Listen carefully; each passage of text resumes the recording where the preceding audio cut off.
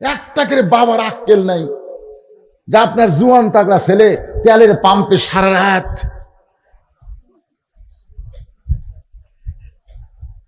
খালি 5টা দিন যুবকেরা যদি ধৈর্য ধরে 5 দিন আমরা মোটর সাইকেল চালাবো না, তেল দেখে দেখে বেচা লাগবে। জোরে কোন কথা ঠিক কিনা? খালি 5 দিন ট্যাঙ্কি ভরা আছে, বাপ মায়ের কাছ থেকে ফসকা পাওয়ার জন্য তেল লাগবে আব্বু, চাপাত খালি শালা ভূতের বাড়ি। তো তেল লাগবি, ওই তেল আবার যাচ্ছে বন্ধুর সাথে, একটা সুযোগ পাচ্ছে। ওয়াশ করে যাওয়ার সময় রাস্তাতে দেখি, বুঝলেন, ওরা মোটর সাইকেল তুই ভিজলা পাড়িয়া মোবাইল আর আলো দিয়ে কি যে খেলতিছে ভাই, টেনে টেনে।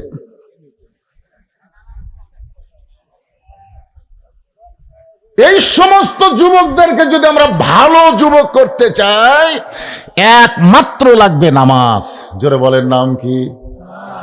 ইন্নাস সালাতা তানহা আনিল ফাহশাই ওয়াল মুনকার। একমাত্র নামাজই পারে মানুষকে যাবতীয় খারাপি এবং ফাহিশা কাজ থেকে বাঁচাই দিতে। আল্লাহ রাসূল বললেন, সাহাবীরা রে, হাউজে কাউসারের পানি পান করতে গেলে 2টা আমল লাগবে। 1 নম্বর আমল হলো ফাসাল্লি রব্বিকা, আল্লাহর নামাজ। 2 নম্বর আমল হলো ওয়ানহার। এই 2টা আমল যারা করতে পারবে, নামাজ আর কুরবানি, তারাই পান করবে হাউজে কাউসারের পানি। হাউজে কাউসারের পানির দরকার আছে? কারা কারা হাউজে কাউসারের পানি পান করতে চান? আল্লাহকে একটু হাত দেখান তো। আল্লাহ দেখো, আল্লাহ, আল্লাহ দেখো, তোমার বান্দারা হাত তুলছে, মাশাআল্লাহ। হাতগুলো কবুল করো, জোরে করে আমিন। এখন আসেন, আমার সামনে যারা বসে আছেন পুরুষ মানুষ, আপনাদের 1 নম্বর হলো নামাজ। কিন্তু আমার মা বোনেরা যারা পর্দার অন্তরালে বসে আছে, তাদের জন্য 1 নম্বর কিন্তু নামাজও আনলে হবে না। 1 নম্বরের নাম হলো পর্দা। জোরে বলেন, নাম কি? আচ্ছা, আপনারা মেয়ে মানুষকে বাড়িতে নামাজ পড়তে দেখছেন? আমার বউ দেখছি আমি, আমার বউ কিভাবে নামাজ পড়ে আমি দেখছি। আমার বউ সাধারণভাবে থাকে, কিন্তু যখন নামাজের যায় নামাজে দাঁড়ায়, তখন দেখি ওরে বাবা রে, একেবারে পর্দার উপর পর্দা দিয়ে দাঁড়ায়। মানে মাথার তো একটা দেশি কাপড়, তার উপর আর একটা ওড়না দিয়ে এইভাবে নামাজত খাড়াই আছে। আমি গেলাম, কে গো, তুমি যখন নামাজত দাঁড়াইছে, এত পর্দা করিছে, তোমার নামাজ কে দেখতেছে? দেখছে আল্লাহ। তাহলে আল্লাহর নামাজ পড়বার গায়ে যদি এমন পর্দা করো, এই পর্দা নিয়ে যদি তুমি সমাজে চলো, তাহলে দুনিয়ার কোনো পুরুষ মানুষ তো তোমার চেহারা কোনোদিন দেখতে পাবে না। ধরে কোন কথা ঠিক না? আপনারা বলেন তো, প্রত্যেকটা মেয়ে মানুষ নামাজে পর্দা কম করে না বেশি করে? আপনার বাড়িটার দিকে খেয়াল করবেন, যেই মেয়া জীবনে নামাজ পড়ে না, মাথার চুল বেচা খায়, উনিও আজান দিলে কিন্তু চুল ঢাকে। হ্যাঁ, ওই মাথার চুল বেচা খায়। বলে কতগুলো মেয়ে মানুষ বার আছে, এরা চুল বেচা খায়, আর খাওয়ার কাম পায়নি, চুল বেচা খাওয়া শুরু করছে। যেই মসজিদে মুয়াজ্জিন আজান দেয়, খফ করে মাথার কাপড় দেয়। আমার সেই মায়েদের জন্য বলতেছি, মা, আমরা যারা পুরুষ মানুষ হাউজে কাউসারের পানি পান করতে গেলে আমাদের 1 নম্বর লাগবে নামাজ। আপনাদেরও নামাজ লাগবে, কিন্তু নামাজের আগে যে জিনিসটা লাগবে তার নাম হলো পর্দা। জোরে বলেন, তার নাম কি? যেই পর্দা সম্পর্কে আল্লাহ বললেন, অকরনা ফি বুয়ুতিকুন্না ওয়ালা তাবাররাজনা তাবাররুজাল জাহিলিয়াতিল উলা। গভীর রাত্রে নবী ঘুম থেকে চেতন পাইস। চেতন পাওয়ার কারণ হলো খাদিজাতুল কুবরা নবীর হাতটা বুকের মধ্যে নিয়ে ছোট বাচ্চার মতন কাঁদতেছে। আল্লাহ রাসূল বলে, খাদিজা, আমি নবী ঘুম পাড়ি, দুনিয়ার সবাই ঘুম পাড়ে, অথচ এই গভীর রাত্রে আমার হাতটা বুকের মধ্যে নিয়ে আপনি এমন করে কেন কাঁদতেছেন? খাদিজা বলে, রাসূলুল্লাহ, যে কোনো সময় আমার মৃত্যু হবে, যে কোনো সময় আমার মৃত্যু হবে। আমি মরার আগে আমার কোনো খুশির খবর আপনার কাছে আছে কি না?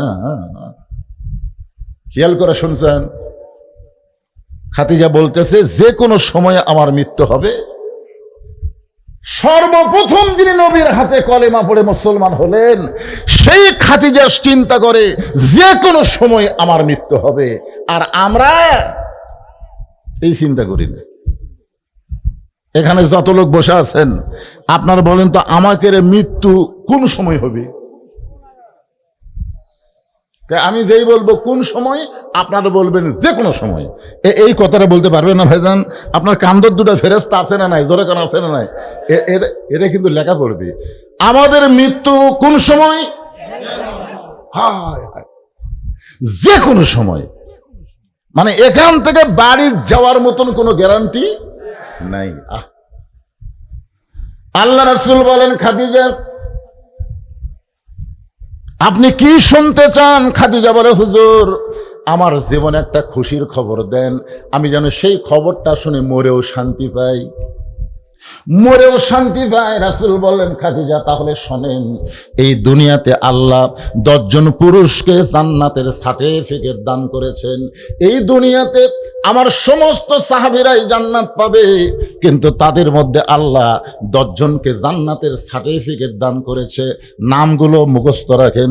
1 নম্বর হলো আবু বকর, 2 নম্বর ওমর, 3 নম্বর ওসমান, 4 নম্বর আলী, 5 নম্বর আব্দুর রহমান ইবনে আওফ, 6 নম্বর জুবাইর, 7 নম্বর তালহা, 8 নম্বর সাদ ইবনে আবি ওয়াক্কাস, 9 নম্বর আবু সাইদ, আর 10 নম্বর হলো ওবাদা ইবনুল জাররাহ। এই 10 জনই হলেন আশারে মুবাশশারা। সুবহানাল্লাহ কোয়া যায় না? এই যে 10টা লোকের নাম করলাম, যে 10টা লোকের নাম বললাম, ইমাম মালিক বলেছেন যে 10টা সাহাবীর নাম যে সব সময় মুখস্থ রাখতে পারবে, ও যখন মৃত্যুর বিছানায় পড়ে যাবে, এই 10টা সাহাবীর রুহানি তাওয়াজ্জুহ আল্লাহ তার প্রতি নাজিল করে তার জবানে ঈমানের কলেমা উচ্চারণ হবে। আপনারা কি মনে করছেন যে 10টার নাম করলাম এটা তুই আমি হলো করছে? কারণ আমি নবী, পুরুষ মানুষ, আমি জানি আমার পরে আবু বকর, আবু বকরের পরে ওমর, ওমরের পরে ওসমান, ওসমানের পরে আলী। এটা আমি নবী জানি। কি তুমি খাদিজা মেয়েদের মধ্যে তোমার পরে কে, তারপরে কে, তারপরে কে, এরকম কিছু নাম কি তোমার জানা আছে? খাদিজা বললেন, এ রাসূলুল্লাহ আপনি যদি আমার কাছে জানতে চান তাহলে আমি যদি 1 নম্বর জান্নাতে হই তাহলে 2 নম্বর হবে আমার কলিজার টুকরা ফাতেমা। আল্লাহ রাসূল বলেন, খাদিজা আমার মাধ্যমে আল্লাহ আপনাকে 4টা মেয়ে দান করেছে। আমার মায়েরা যারা পর্দার অন্তরে আছেন, মা একটু মনোযোগ দিয়ে শোনেন। হাউজে কাউসারের পানি যদি পান করতে চান, আল্লাহ রাসূল বলেন আমার মাধ্যমে আল্লাহ আপনাকে 4টা মেয়ে দান করেছে। এই 4টা মেয়ের অন্য কোন মেয়ের নাম না বলে আপনি সরাসরি ফাতেমার নাম কেমনে বললেন?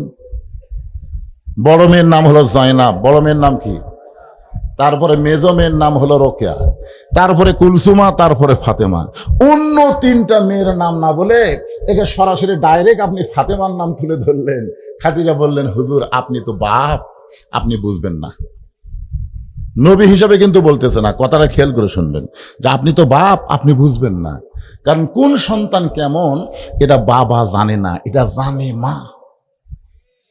কে রে বাপের দলেরা? এই তোমার বেটা যে টুটু কোম্পানির ম্যানেজার হচ্ছে, যে সারাদিন খেলে উগড়ে বেড়ায়, এটা কিন্তু তোমার দোষ না বাবা, দোষ হলো, আমি আর কবার ভাবতেছি না, আপনারাই চিন্তা করেন। বাবা আনন্দে মাতিয়া সাগরে ভাসাইয়া, এইটার নাম হলো সাগর। বাবা আনন্দে মাতিয়া সাগরে ভাসাইয়া সেই যে চইলা যায় খবর লয় না। মাজন ধরিয়াই উদরে কতই কষ্ট করে, ধরিয়া উদরে কতই যতন করে, 10 মাস পরে পায় প্রসবের বেদনা। এমন দরদি ভবে কেউ হবে না আমার মা গো।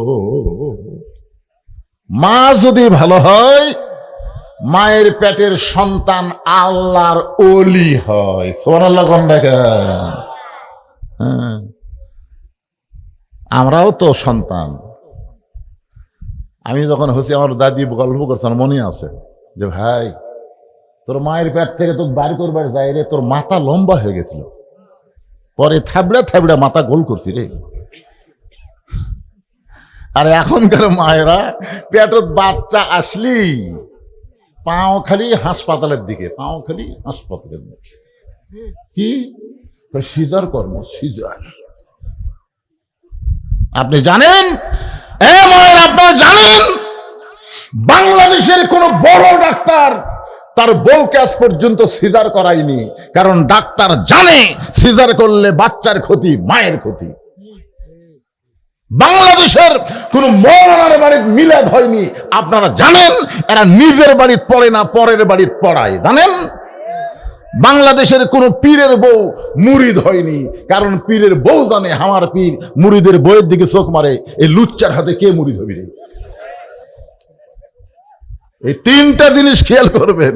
এক নম্বর হলো ভালো ডাক্তারের বইয়ের সিজার লাগে না, মৌলবীর বাড়িতে মিলাদ হয় না, আর পীরের বউ মুরিদ হয় না। কি সিজার করাবেন? সিজার অধিকাংশই সিজারকারী ডাক্তার পুরুষ মানুষ। মেয়ে মানুষের কোন জায়গায় বাচ্চা থাকে, একটা পুরুষ মানুষ কাটা কুটা বার করতেছে, তাহলে কি হবি? এই মালটা কি হবি?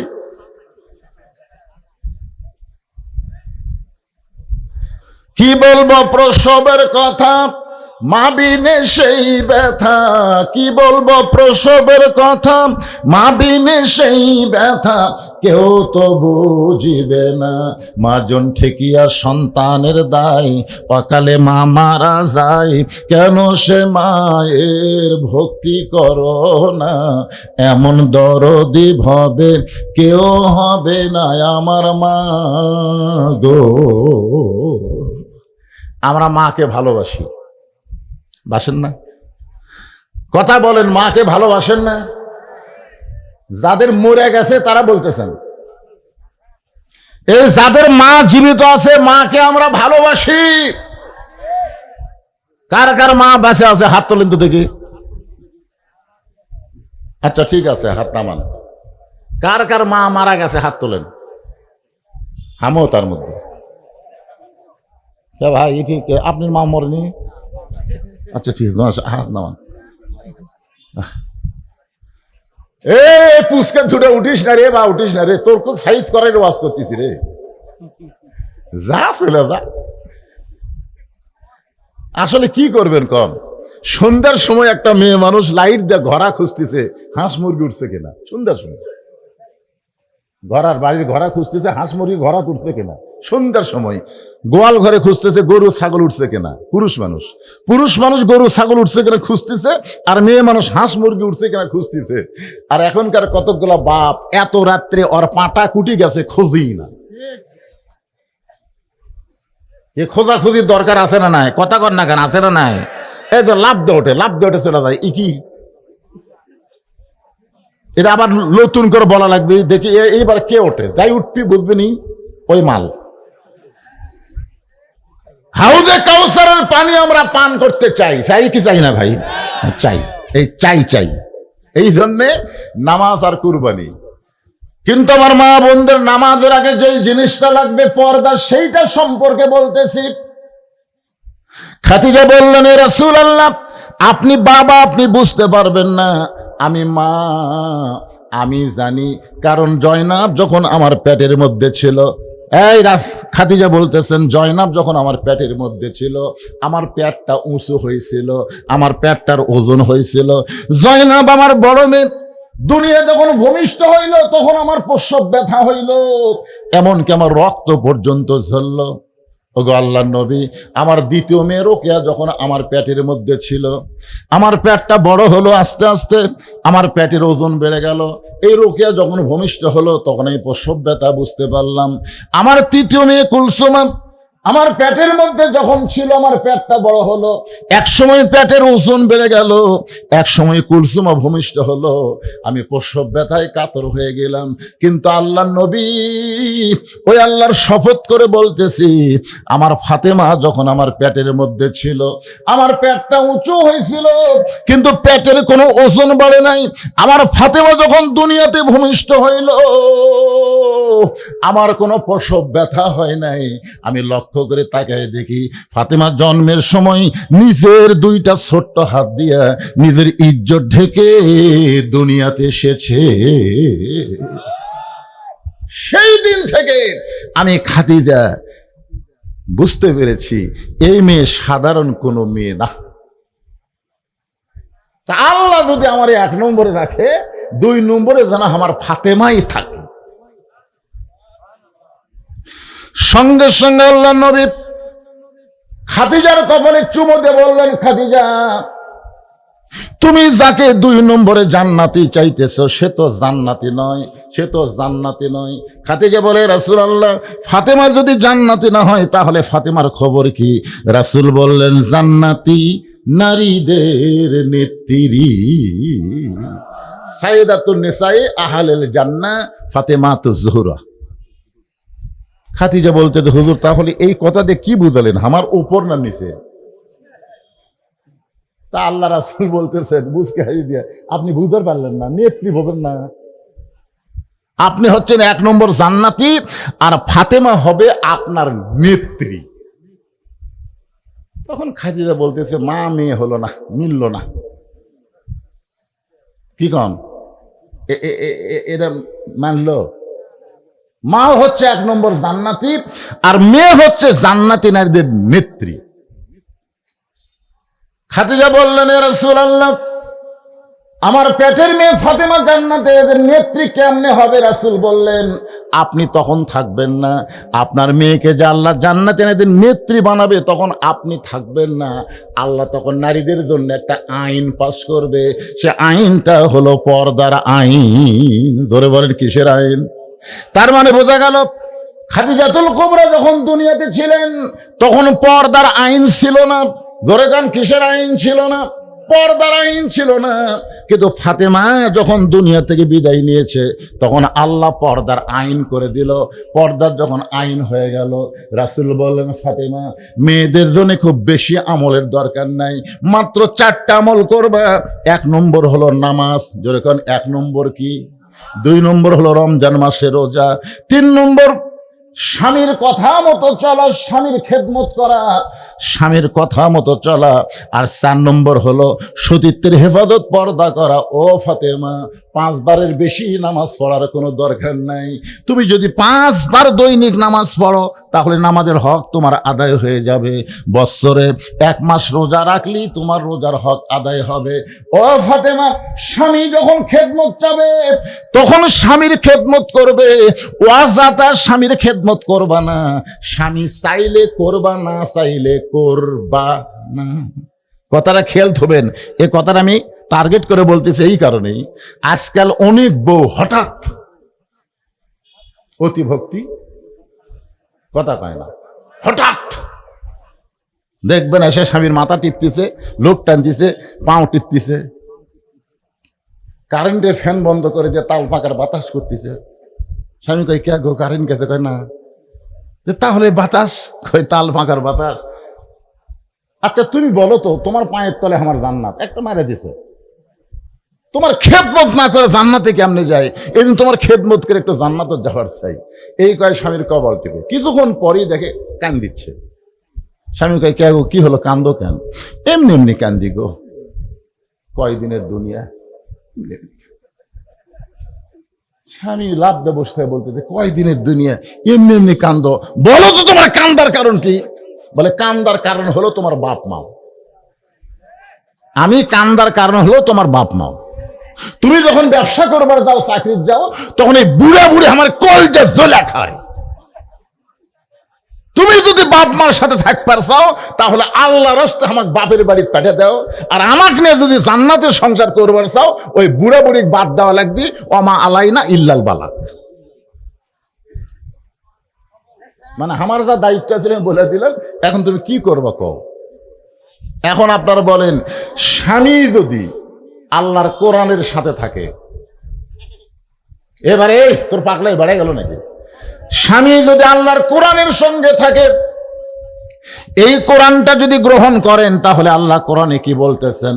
ওয়াকাদা রাব্বুকা আল্লা তা'বুদু ইল্লা ইয়াহু ওয়া বিল ওয়ালিদাইনি ইহসানা।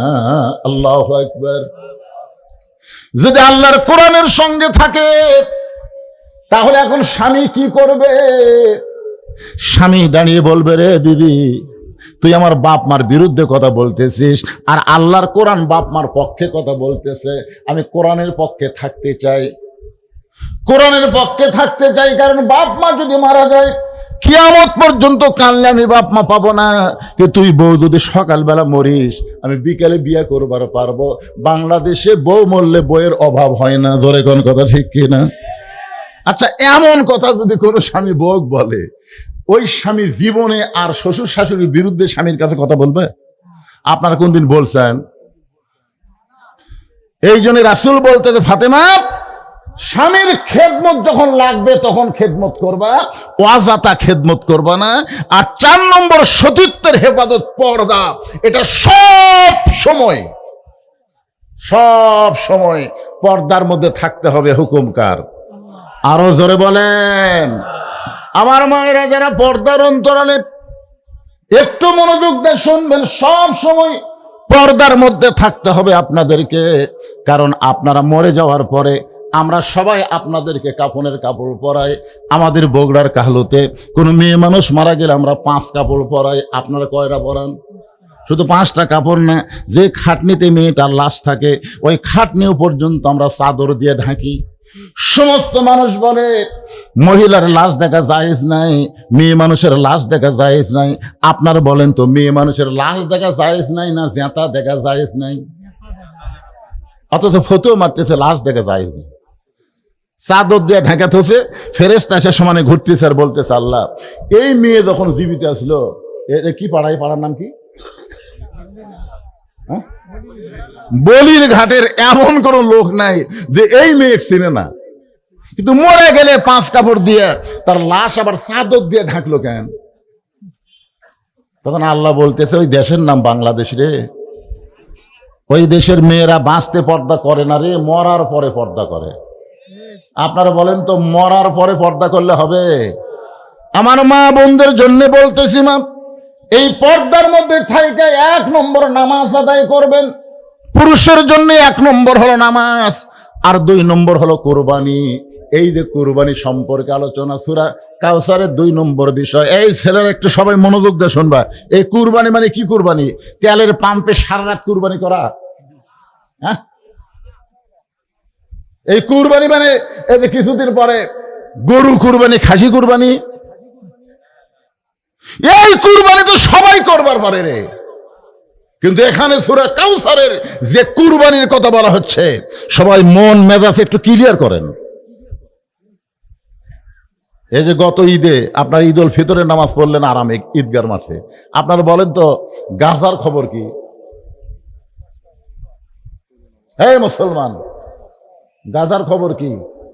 বাইতুল মুকাদ্দাসে ওরা ঈদের নামাজ পড়ার জন্য জামাতবদ্ধ হয়েছে, এমন সময় ওদেরকে গুলি করা হচ্ছে। জোরে কোন কথা ঠিক কিনা?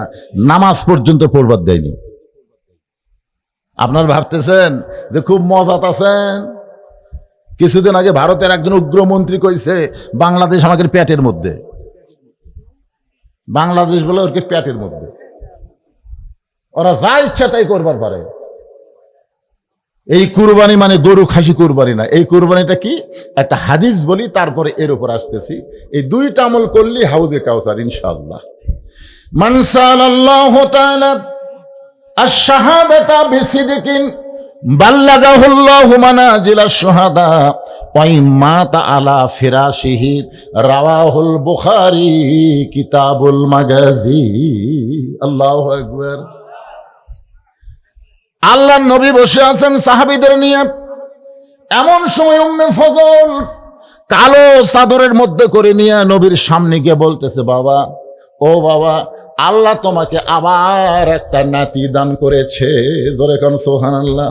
নবী সাহাবীদের নিয়ে বসে আছেন, আলোচনা করতেছেন। এমন সময় উম্মে ফজল কালো চাদর দিয়ে ঢেকে নবীর সামনে গিয়ে বলতেছে, বাবা, আল্লাহ তোমাকে আবার একটা নাতি দান করেছেন, তুমি একটু আসো, নাতিটাকে দোয়া করো।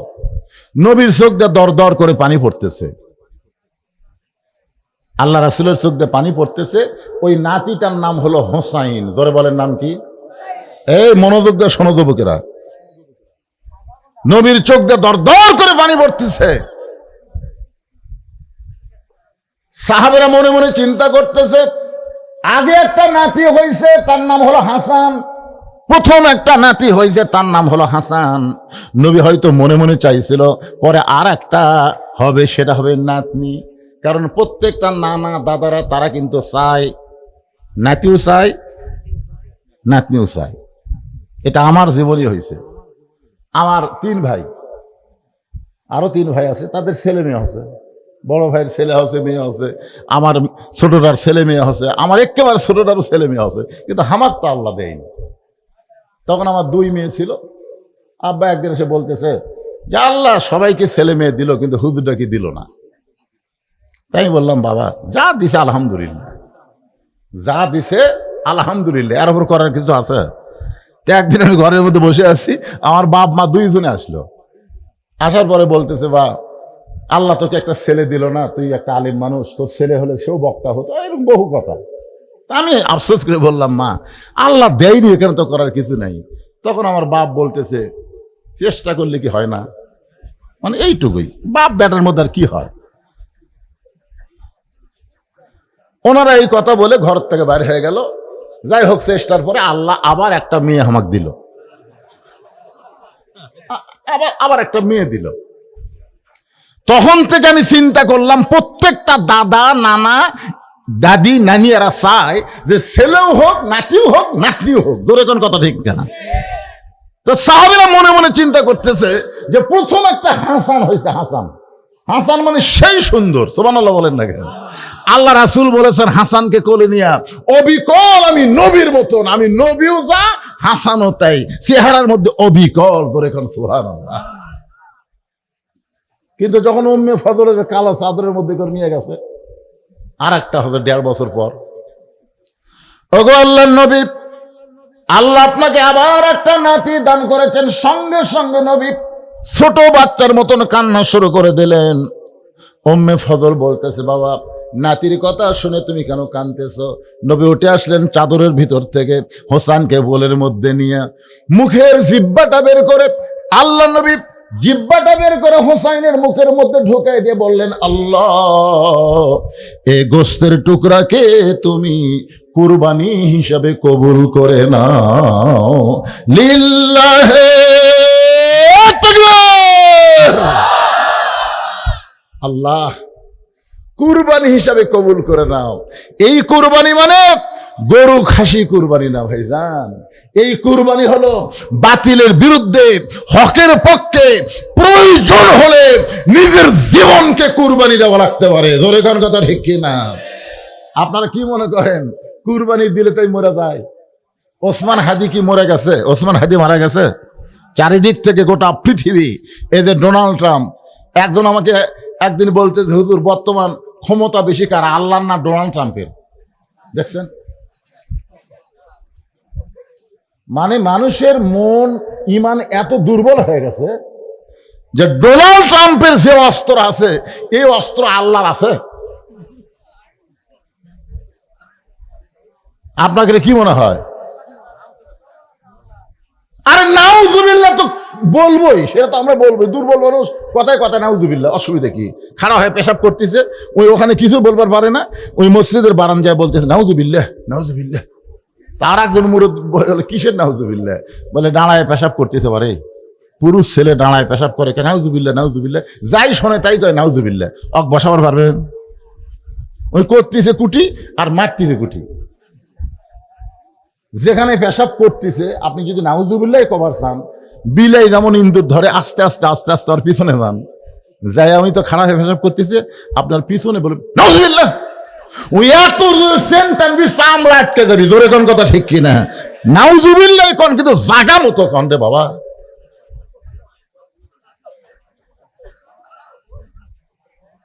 জাগা মতো বলার দরকার আছে না নাই? আজকে আমাদের জায়গা মতো বলতে হবে। এই কোরআনের মাহফিলে এসে শুধু কোরআন শোনার জন্য আল্লাহ কোরআন দুনিয়াতে পাঠায় নাই। 12 তারিখের আগে বাংলাদেশের প্রত্যেকটা বক্তারা বলেছিল সব দেখা হলো শেষ, আগামীতে দেখবো আল্লাহর কোরআনের বাংলাদেশ। জোরে কথা ঠিক কিনা?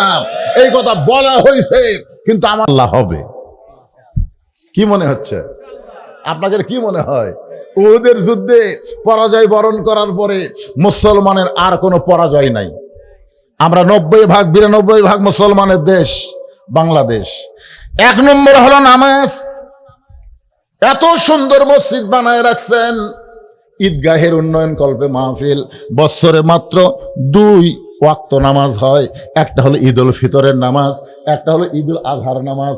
এই 2 ওয়াক্ত নামাজের কোনো আজান হয় না, তারপরেও অসংখ্য মুসল্লি এই ময়দান ভরে যায়। জোরে কোন কথা ঠিক কিনা? আমি যেটা বুঝাবার চাচ্ছিলাম, একই লাইনে আছি। আপনারা বলেন তো, আজান হয় না তারপরেও ঈদের নামাজের মুসল্লি বেশি। আর ফজরের আজান হয়, শুধু আজান হয় না, আজানের সাথে আবার একই শব্দ 2 বার বেশি কয়, আর সালাতু খায়রুম মিনান নাওম, এরপরও মুসল্লি হয় না। কারণ কি? কথা বলা লাগবে বাজান, কি কারণ?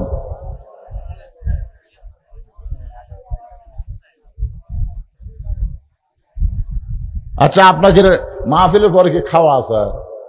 11টা বাজুক আর 12টা বাজুক, তোর অত বাজে গে? তুই উঠে যা, তো খাওয়া নাই তো পাগলা, যা। তো কঠিন ডিস্টার্ব করলো বারে।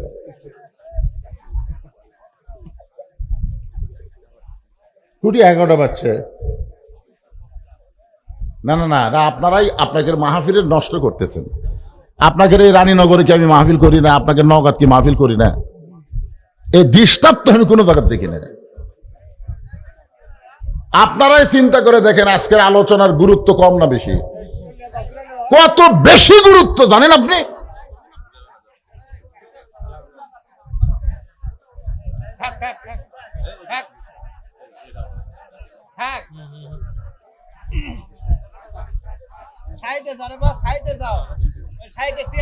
যাচ্ছে যাচ্ছে যাচ্ছে, কোনো সমস্যা নাই। আমার শেষের কথাগুলো আপনাকে পয়েন্টে পয়েন্টে বুঝান লাগবে ভাই, না বুঝলে তো উল্টা বুঝ হয়ে যাবে। সবাই একটু জিকির করেন, লা ইলাহা ইল্লাল্লাহ, লা ইলাহা ইল্লাল্লাহ, জোরে জোরে মহব্বতে, লা ইলাহা ইল্লাল্লাহ, লা ইলাহা, লা ইলাহা ইল্লাল্লাহু মুহাম্মাদুর রাসূলুল্লাহ সাল্লাল্লাহু আলাইহি সাল্লাম। খাদিজা বলতেছে, রাসূলুল্লাহ, আমি হলাম 1 নম্বর জান্নাতি, আর আমার পেটের মেয়ে হলো জান্নাতি নারীদের নেত্রী। ফাতেমা জীবনে এমন কি আমল করবে যে আমল করার কারণে আমার চাইতে আল্লাহ তাকে নেতৃত্ব দিয়ে দিল। আল্লাহ রাসূল বলে, খাদিজা, আমি আপনাকে 2টা প্রশ্ন করব। এ ভাইজান মনোযোগ দিয়ে শোনেন, 2টা প্রশ্ন করব, উত্তর দিলেই রেজাল্ট পেয়ে যাবেন, উত্তর দিলে আপনি বুঝতে পারবেন। খাদিজা বলেন, হুজুর তাহলে বলেন। আল্লাহ নবী বলে, খাদিজা, আপনি বলেন তো কত বছর বয়সে আপনি ঈমান গ্রহণ করছেন? আপনি যে আমাকে নবী বলে স্বীকার করলেন, এই সময় আপনার বয়সটা কত ছিল? খাদিজা বলতেছে, ইয়া রাসূলুল্লাহ, 55 বছর বয়সে আমি ঈমান গ্রহণ করেছি। আল্লাহ রাসূল বলে, খাদিজা, ঈমান গ্রহণ করার আগে আপনি কি ছিলেন? খাদিজা বলে, হুজুর, ঈমান গ্রহণ করার আগে আমি কাফের ছিলাম। আল্লাহ নবী বলেন, খাদিজা, আপনার হায়াতের 55 বছর আপনি কুপুরে হালে কাটাইছেন। এখন বলেন তো, আপনার ফাতেমা কত বছর বয়সে ঈমান গ্রহণ করেছে? খাদিজা বলতেছে, জান্নাতি জান্নাতি, আমার ফাতেমা জন্মসূত্রে জান্নাতি হয়ে জন্মেছে। তাহলে 1 নম্বরে আপনি ঠকে গেলেন। 2 নম্বর প্রশ্ন হলো, ও খাদিজা, মনে কষ্ট নেবেন না, কারণ আমি নবী আপনাকে কষ্ট দিবার চাই না। আল্লাহ নবী কোনোদিন খাদিজারে কষ্ট দিবার চাইছে? কারণ যতদিন মা খাদিজা জীবিত ছিল ততদিন রাসূল দ্বিতীয় কোনো বিয়ে করেন নাই। বউ মানুষের কখন লাগে? অনেকে যে বলে আমাদের নবী এতগুলো বিয়ে করছে, আমি অনেক মাহফিলে বলেছি, আপনাদের মনে আছে কি নাই, নবী কিন্তু নিজের ইচ্ছায় শুধুমাত্র একটা বিয়ে করছে। সর্বসাকুল্যে নবীর বউ হলো 11টা। ধরে কোন কয়টা? নবী নিজের ইচ্ছায় শুধু একজনকে বিয়ে করছে, আর বাদ বাকি 10টাকে নবী নিজের ইচ্ছাই করেনি, যে ভাবি হোক করা লাগছে।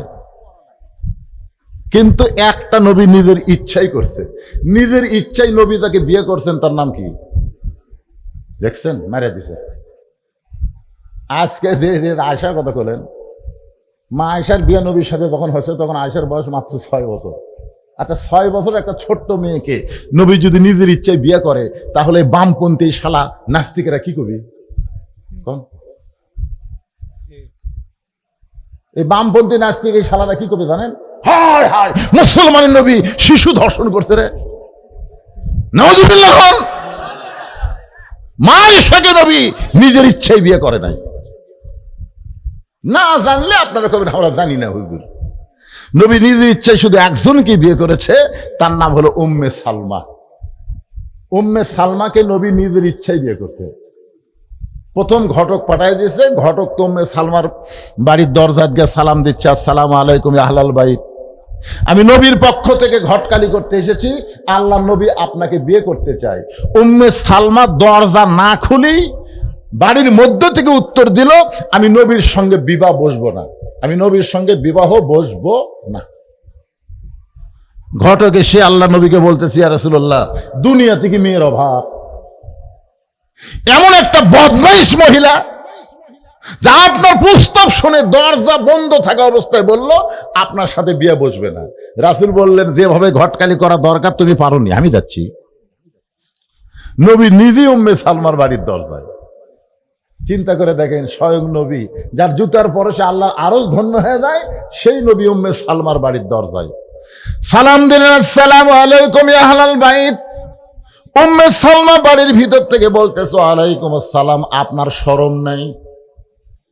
হুজুর, ঘটককে ফিরাই দিলাম, তারপরও আপনি আবার আইছেন আমার দরজায়, আমি আপনার সঙ্গে বিবাহ বসতে চাই না।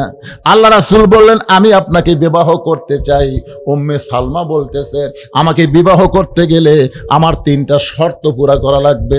শর্ত যদি পুরা করতে পারেন তাহলে আমি আপনার সঙ্গে বিয়ে বসবো, নচেত আমি বিবাহ বসবো না। রাসূল বললেন, উম্মে সালমা রে, প্রয়োজন হলে তোমার 3টা শর্ত পুরা করে হলেও আমি তোমাকে বিবাহ করব ইনশাআল্লাহ। এখন বলেন, উম্মে সালমার মধ্যে এমন কি গুণ আছিল যে গুণের কারণে রাসূল শর্ত পুরা করে হলো বিবাহ করবে? পুরুষের জন্য না হোক, এই মা বোনদের জন্য এই কথাগুলো শোনা দরকার। ধরে কোন কথা ঠিক কিনা? কারণ এরা ভালো হলি তো আমরা ভালো সন্তান পাবো রে পাগলা। আমার মায়েরা বসে আছেন পর্দার অন্তর, একটু মনোযোগ দিয়ে শুনবেন। ফাসাল্লি লিরাব্বিকা ওয়ানহার, একটা হলো নামাজ, একটা কুরবানি। এই কুরবানির কথা বলতে গিয়ে আমি হোসেনের কথা আপনাদের সামনে নিয়ে আইছিলাম, মনে আছে না ভুলে গেছেন? হোসেন নিজের জীবনকে বাতিলের বিরুদ্ধে লড়াই করে কুরবানি দিয়েছিল। এই কুরবানিটা হলো পৃথিবীর শ্রেষ্ঠ কুরবানি। সেখান থেকে কি কারণে ফাতেমাকে আল্লাহ খাতুনে জান্নাত ডিগ্রি দিল সেই কথাটা আপনাদের সামনে বলতেছি। রাসূল বলে, খাদিজা, আপনার কাছে আমার 2 নম্বর প্রশ্ন হলো, আপনার চোখের চেহারা কেমন, আপনার নাকের চেহারা কেমন, আপনার মুখের চেহারা কেমন, আপনার গায়ের রং কেমন? এটা দুনিয়ার কোনো পুরুষ মানুষকে বলতে পারে? খাদিজা বলে, হুজুর আপনি কি বলেন? এইটা আপনি কি বলেন? আমার বাবা ছিল মক্কার সবচাইতে ধনবতী রমণী। 40 বছর বয়সে আপনাকে যখন স্বামী বলে স্বীকার করলাম, ওই সময় মক্কার সবচাইতে ধনবতী রমণী আমি খাদিজা ছিলাম। আমার অনেকগুলো ব্যবসা ছিল। এই ব্যবসা চালাইতে গিয়ে কত পুরুষের সঙ্গে আমার লেনদেন করতে হয়েছে। কত পুরুষ আমার নাকের সাইজ, আমার মুখের সাইজ, আমার গায়ের রং তারা বলতে পারবে। রাসূল বলে, খাদিজা, দুনিয়ার বহু পুরুষ আপনার চেহারার খবর জানে।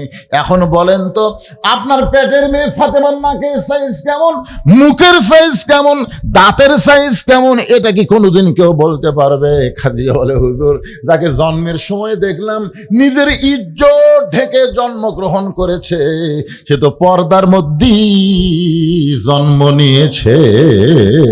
আল্লাহ রাসূল বলে, খাদিজা রে, ফাতেমা শুধু পর্দার মধ্যে জন্ম নেই নাই, যখন তুমি থাকবা না আমি নবীও থাকবো না, তুমিও থাকবা না আমিও থাকবো না, তখন আমার কলিজার টুকরা ফাতেমা পর্দার ভিতর দুনিয়া থেকে বিদায় নিবে। গভীর রাত্রে হযরত আলীকে বুকের মধ্যে নিয়ে ছোট বাচ্চার মতন ফোঁপায় ফোঁপায় কাঁদতেছে। আলী বলতেছে, ফাতেমা কি দুঃখের রাতের বেলা মন করে কাঁদতেছ? ফাতেমা বলে, স্বামী গো, আমি সারা জীবন পর্দার মধ্যে থাকতাম, এই কারণে আল্লাহর কাছে দোয়া করতাম, আল্লাহ আমার দোয়া কবুল করেছে।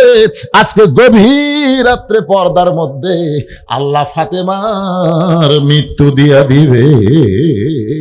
যেই মাত্র বলেছে গভীর রাত্রে পর্দার মধ্যে ফাতেমার মৃত্যু দিয়া দিবে, গাছের গোড়া কাটলে গাছটা যেমন পড়ে যায়, হযরত আলী তেমনি পড়ে গেলেন ঘরের মাঝে।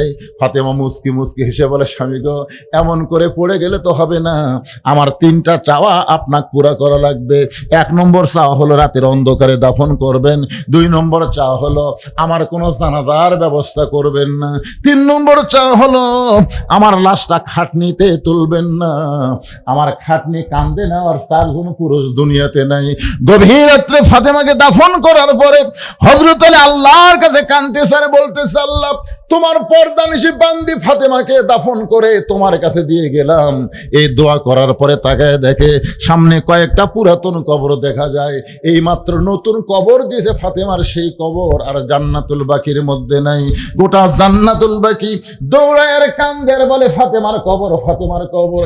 কে যেন বলতেছে, আলী রে, ফাতেমা পর্দানিশী, আমি আল্লাহ জোহরা ডিগ্রি দিয়া ফাতেমার কবরটাকে কিয়ামত পর্যন্ত পর্দা করে দিয়েছি। লিল্লাহে তাকবীর। আমার মায়েরা, আপনাদের আলোচনা শেষ, কিন্তু উম্মে সালমা নবীকে যে 3টা শর্ত দিল, এই শর্তের কথা একটু শোনা দরকার আছে না নাই? যে 3টা শর্ত পুরা করলে আমি আপনার সাথে বিয়ে বসবো, নচেত বিবাহ বসবো না। আল্লাহ রাসূল বললেন, প্রয়োজন হলে 3টা শর্ত পুরা করে হলেও তোমাকে বিবাহ করবো ইনশাআল্লাহ। আমার প্রশ্ন হলো, উম্মে সালমার মধ্যে এমন কি আছে যার কারণে নবী শর্ত পুরা করে বিয়ে করবে? আজকে সূরা কাউসারের আলোচনা শেষের প্রান্তে এসে আমি আপনাদের কাছে ঈদগাহ মাঠের উন্নতি কল্পে কিছু ব্যাগ যাবে আপনাদের কাছে। ভাই, এই ব্যাগের আদায় হয়েছে নাকি? হ্যাঁ, তা আপনার আগে মহিলাদের কাম ছাড়ছেন। আচ্ছা, আপনাকে ঈদের মাঠে মহিলার নামাজ পড়ে নাকি? মহিলারা পড়ে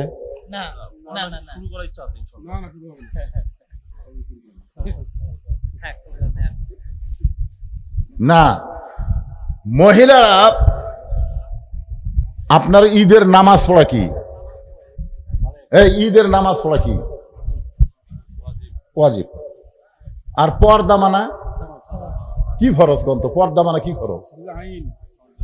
ফরজের মধ্যে আবার 2 রকম আছে। আমাদের বাংলাদেশের পর্দা হলো ফরজে কিফায়া, বুড়ি হলে বোরকা পরে, ছুরি বোরকা পরে না, মরে গেলে 5 কাপড়, বেঁচে থাকতে কাপড় গাওয়ার থাকে না। পর্দা হলো ফরজাইন, 5 ওয়াক্ত নামাজ যেরকম ফরজাইন, পর্দা হলো সেরকম ফরজাইন। এখন ঈদের নামাজ যদি মহিলারা জামাতে পড়বার আসে ফরজ পর্দা তরক হয়ে যায়, সওয়াবের বদলে পাপ শুরু হবে। ধরে কোন কথা ঠিক কিনা? তারপরেও আমার মায়েরা অনেক টাকা দান করছে, অনেক টাকা তারা দান করছে। এখন আপনাদের কাছে ব্যাগ যাচ্ছে, আপনারা খুশি হয়ে যিনি যা পারবেন, এই যে বাদ বাকি ওয়াজটা আমি করবো, এই ফাঁকে আপনারা দান করবেন। আপনাদের কাছে ব্যাগ যাচ্ছে আল্লাহর হস্তে, জীবনের শেষ দান মনে করে মনে করবেন যে যায়নি। কারা দেয় রে? হলো কারা দেয়?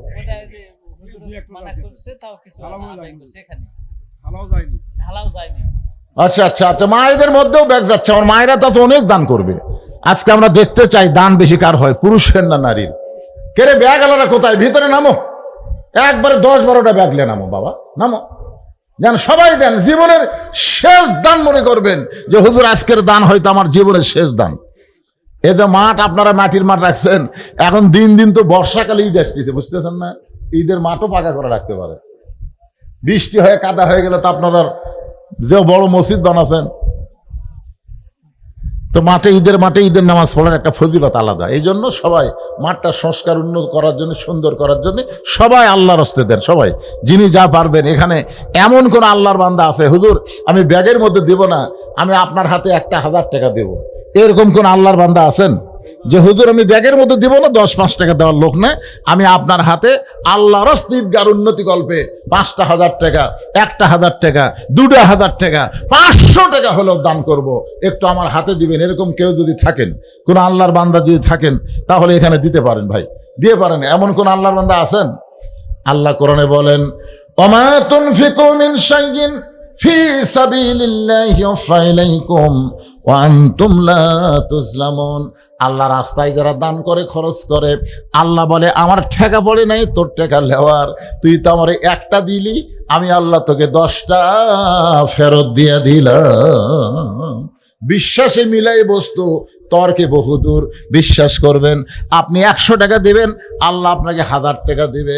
আপনি হয়তো মনে করবেন এই পকেট থেকে 100 টাকা দিলাম, এই পকেটে আল্লাহ 1000 টাকা দিল নাকি, এভাবে বিশ্বাস করবেন না। আপনার অনেক বিপদ আপদ মুসিবত আছে। এই সপ্তাহের মধ্যে আপনি অ্যাক্সিডেন্ট হতে পারতেন, আপনি অসুস্থ হতে পারতেন, কিন্তু এই সমস্ত বিপদ আপদ মুসিবত থেকে আল্লাহ আপনাকে রক্ষা করবে। রাসূল বলেছেন, আস-সাদকাতু তারুদ্দুল বালা, দান সদকা করলে আল্লাহ বালা মুসিবত দূর করে দেয়। এই যে জমির মধ্যে আপনাদের ধানগুলো আছে, আপনারা বলেন তো বৈশাখ মাসের নানা ধরনের গজব আছে না নাই? এই ধরে আছে না নাই? আপনার আবাদ থেকে আপনি 1 মণ 2 মণ ধান দিবেন, আল্লাহ তাআলা আসমানি গজব জমিনে গজব থেকে আল্লাহ আপনার আবাদকে হেফাজত করবে। আপনারা কি এই ঈদগাহ মাঠের মুসল্লি না বাহিরের সব? তো এত পেঁচাল বাড়তেছি, একটা 1000 টাকার লোট লেখে উঠলেন না, তার মানে একেবারে আগে দিছেন। ও হো,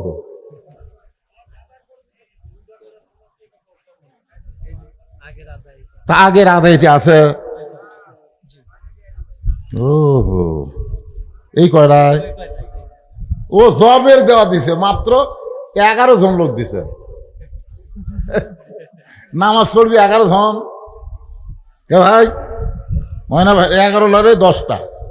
সভাপতি সাহেব 10,000 দিছে, প্রধান অতিথি 10,000, শাহিনুর ইসলাম 1,000, পিন্টু 1,000, রকি 500, আনসার 1,000, পিন্টু 2,000, একই পিন্টু 2বার হলো নাকি? আচ্ছা, করিম ইলশাবাড়ি 1,000, শামিউল 5,000, মাশাআল্লাহ 5,000, তারপরে হক কাকা 500 টাকা। এই 10 জনের নাম এখানে দেখা গেল তারা দান করছে। আর আপনারা সবাই দান তো করতেইছেন। দান না করলে এত সুন্দর মসজিদ হয়?